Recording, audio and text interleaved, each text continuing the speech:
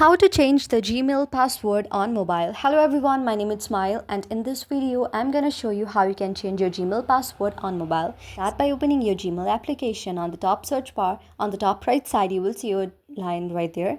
Now what you need to do is tap on manage account as well. Now you need to log out of your account from there. After logging out from your account there, you need to again log into your account by tapping on add another account.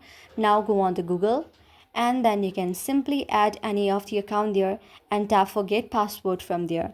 After tapping on the forget password, you need to it will send a verification code on the email that you have logged in from other devices. If you are logged in to your email from the other devices from your laptop PC, then you can use the verification code on your Gmail. If not, then you can send the verification code on your WhatsApp or your phone number.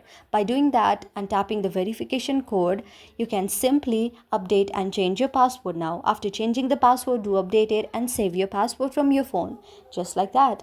And now you are done. You can save your password on your device and use the new password to open the Gmail in any of the device you have. So I hope you like the video. If you like the video, then please do hit the thumbs up and subscribe button and also comment in the comment section below.